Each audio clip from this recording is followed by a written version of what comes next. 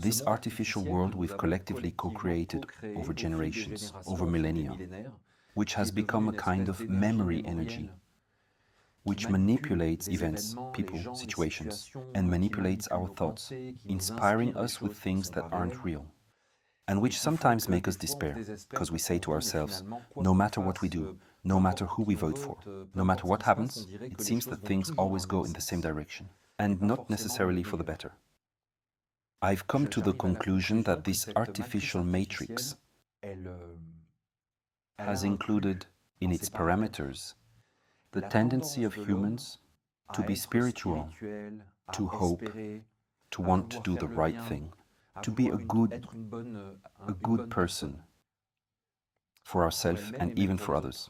It's built it into its parameters, and it's able to use it like a computer would be able to include, if you will, constraints and parameters to still get to its goal.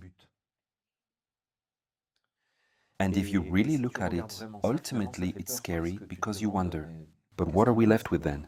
If even spirituality, religion, values, social, ideological struggles, human aspirations are usable and are usable as weapons against us, then what are we left with? If this artificial world has integrated as a parameter everything we thought were potential escape routes, philosophy, humanism, values, spiritual, esoteric knowledge, then that means it's all useless now. Because these are no longer exit doors, but just backdrops, false doors, like in theaters. It means they're fake sets, fake windows. They make them now with pictures. You know, they make windows with backdrops like that. This is just the beginning. There will soon be entire apartments with false views. But if it happens on the outside, that means it's already inside us. It means we can live our lives with interior landscapes, with grandiose views in 4K, or maybe now we're in 8 or 12K, I don't know, in high definition. Here you go. And we have that inside us, and we're able to live with it, really thinking about living with these things, like the great nature documentaries we're making today. When you watch these nature documentaries, it feels good. You feel like you're living with it, having explored ants, elephants, mushrooms, oceans. But concretely, what happened in your life? Nothing. You haven't experienced anything. You had a sensation, a perception. That means there's an artificial world that uses our capacity for perception and our ability to move us, and that starts managing it, like you manage doses. During this series of 4 conferences, I'm going to talk to you about one of the principles. I've set out to bring together a whole way of seeing that for me is fundamental if you want to have some serious leads to get out of this artificial matrix.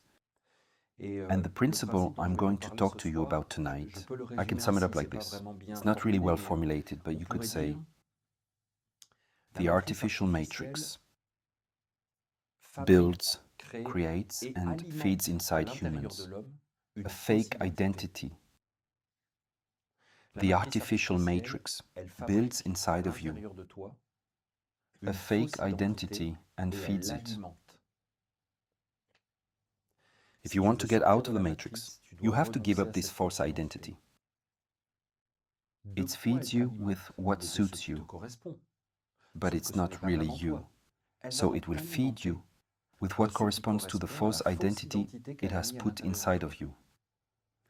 If it has created inside you a temperament, for example, to feel guilty, to be jealous, to experience emotions like that, how do we call that? A personality, a character.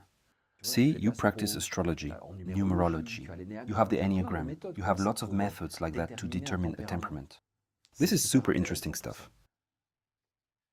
Well, that is completely manipulated by an artificial world. that builds a fake identity inside of you. And if you want to start considering the possibility of getting out of the artificial matrix, it implies necessarily giving up certain parts of your identity because you're going to gradually discover that it's not really you. But it has to be a free, voluntary, and conscious process. And this is very hard. We're getting to the heart of the matter. Because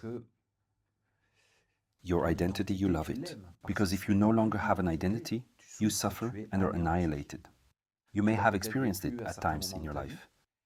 When you retire, when you change jobs, when you're deeply challenged, or when your lover leaves you, you may have a feeling that the ground is falling from under your feet, that you no longer know who you are. It means that, from my point of view, it's my point of view. The vast majority of humanity is not really itself. I don't believe that people are destroying the planet. I don't believe that people murder each other. I don't believe it. I think and perceive that they are being manipulated and that they have a wrong perception of themselves, one which they identified with themselves. Let's take an example. I'm Jewish. I'm a Muslim. Automatically, I'm going to feel on one side or the other, isn't it? But when are you human? And you realize it's not so obvious. It's not that obvious. Who's right? Who's wrong? If you think that way, you're going to be forced to identify with something, to have a point of view. Where are you getting this identity from? Where do you find it? The artificial matrix creates inside humans an identity, a fake one, and it feeds it with what matches it. If it has created you with a very strong tendency to be guilt-ridden, it will constantly feed you perceptions that create guilt inside you, and you will feel guilty for anything. Why? To continue to exist. And when you do therapy, personal development, to try to free yourself from that, it's hard because you're so used to operating with, for example, guilt. This is valid for all components of human personalities. And then you think, if I don't have this, what am I going to do? I'm going to get bored. I don't know who I am anymore, so I'm not really going to be me anymore. Or I'm like that, and that's how it is. Accept me as I am. But who told you that you were like this? Who told you you were like this or like that? Think about it. Who is it? Who created you? You know who created your physical body. But who created you inside, in your temperament, as you are?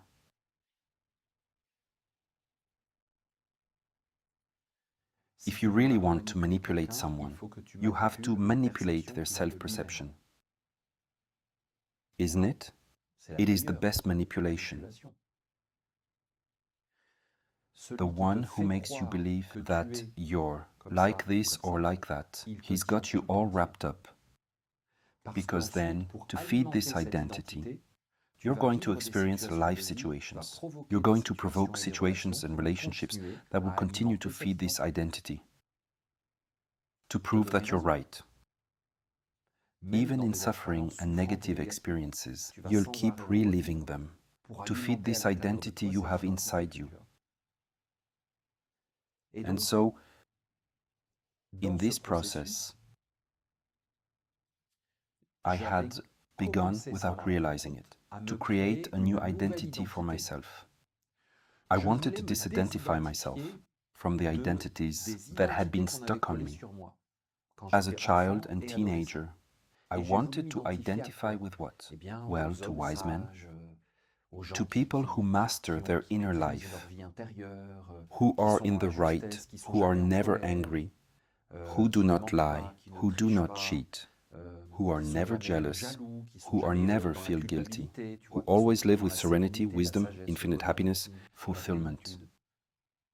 And indeed, I had a very ascetic youth, where my main activities were initiations and spiritual experiences, intense asceticism and all that, practical exercises, and complete withdrawal from the world. But in reality, slyly, without realizing it, I identified myself and I created an identity for myself. And so I was building myself as an adult with that little extra, that little exotic touch. There is me, the Essene. Then me, I'm a spiritual person. Then me, I have a spiritual path. I'm not materialistic. You see, all that. I had gradually built up a character. But it's very gradual and sneaky. Except I was well trained and I was sincere and authentic in my overall approach in my life. And at some point in my life, I entered a second teenage crisis, but it's a spiritual teenage crisis, in the sense that I didn't have a second outward teenage crisis, but I did question the Essene teaching. And because I was well trained and I was sincere and genuine, it went very well. But it happened anyway. At some point, you're a child, and you're told what to do. We'll explain to you. White, black, hot, cold, up, down, we will structure you. And it is necessary. Adults need to teach you how to function in society, landmarks, but then you have to make them your own. Whether you decide it's going to become your own codes. And for that, you have to revisit them. So you have to question them. Do I really want to be a polite, nice little boy? Is this really my temperament? Really? Or was it that I was told so much that I thought I was? But in fact, it's not me. You see? And so, with Essene teaching, it's the same. I thought, okay, that's all well and good. But what about me? Me? I can't be satisfied with, I'm a good person because I'm spiritual, blah, blah, blah. It came from two things. It came from within me, because I had fundamental structural dissatisfactions. There were things I wanted to do in my life that I hadn't done. Because you know spirituality, it's renunciation, simplicity, self-denial, altruism, the welfare of others, the good of humanity. Because in the end, it's all ego, so it's useless. So I had unmet needs. But also, I'm not deaf. I hear humanity, noise and fury on earth. I see it. I'm not blind. I have never been a proselytizer. It's not my temperament. And anything to do with my real life, I never talk about, even to those closest to me. I'm YouTuber, but I'm very private. And so, I have never... You see, if I met someone who had problems, I would have said, follow the Essene teaching, look at me, it's great. It's going to be great. I've never done this. I don't believe in it anyway. And I thought, but then, how do we do it? And so I questioned everything I'd learned. And in fact, it felt like a kind of earthquake inside my life. And everything that wasn't really solid fell off. And there was hardly anything left. And even there's hardly anyone left. I, the one who has co-founded the contemporary Essene community, was hardly alone in the world. Trust me, you're questioning every thought. But because I did it in a participative way, I accepted the earthquake, and I accepted that everything inside me was falling apart, because I wanted to see the truth. And you see, I think you've noticed, I know a lot of things. I can talk to you about a lot of subjects. But at that point, I was left with what? 2 or 3 prayers. I knew nothing more than 2, 3 prayers. And it's a bit like after an earthquake. You're left with a hammer, a trowel. Come on, pal. Start from the ground up. And everything you build from now on, you'll build yourself, by yourself. Not through admiration of an idea you find beautiful. So you take it inside yourself because you say, oh, compassion, it speaks to me, it's beautiful, I'll take it. But you didn't build it inside yourself. So you're left with nothing. But these 2, 3 prayers, I realized why they remained inside me when I no longer had any knowledge, no awareness of anything at all. Do you know why they stayed? Because those were the 2, 3 prayers I had lived with the most honesty, authenticity, depth in my life. And so they stayed. I had rooted them because I had been true. I'd really lived with them. I'd really worked with them. I'd really used it. I had forged a bond with these prayers. And they were like lifelines, ropes. That's it. It's like a cliff, a hole you have to climb out of. But you only have one way out, and that's yourself. You can no longer pretend, put to yourself fake windows with scenery behind them. You can't justify yourself. And I realized then that even in my community, I had a fake identity. I was going to say I had built, but it wasn't even me. It had been built by itself, by this artificial matrix. I had built a character. We had an image of me, an impression of me, beliefs about me. And I had an image of myself, beliefs about myself, an impression of myself. And so, when it disappears, you realize what's left. And I thought, you see, that's why I tell you I was well trained. It's that there I accepted that everything was going away. And I thought, okay, here's the reality. I'm going to redo everything, but from now on, is that I'm not going to integrate anything inside myself. Say, repeat, or think something if really I don't live it. I'm not going to do it anymore. I'm going to stop decorating the walls. There's not much about me. I don't have much worth. I don't have many beliefs. I don't have much hope. I don't have much strength.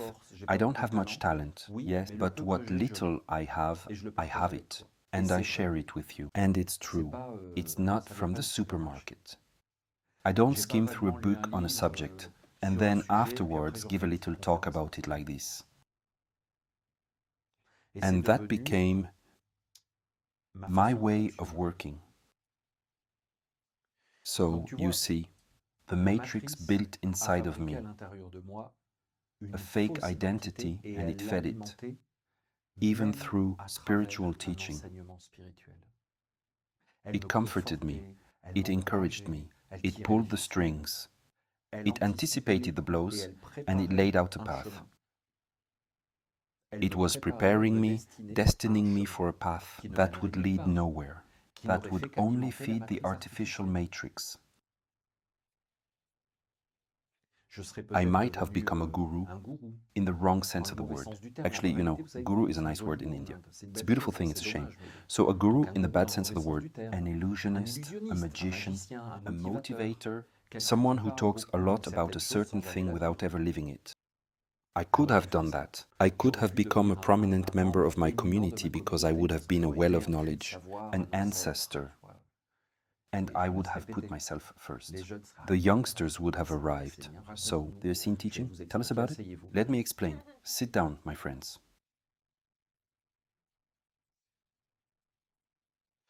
So it's easy to say, but you see, when you have to rebuild everything with a trowel and a hammer, well, it takes a long time. But what you do, you do. And no one can tell you it's not true, and no one can tell you that you didn't do it. Because you know what you've done, you know what you're worth, you know what's inside you.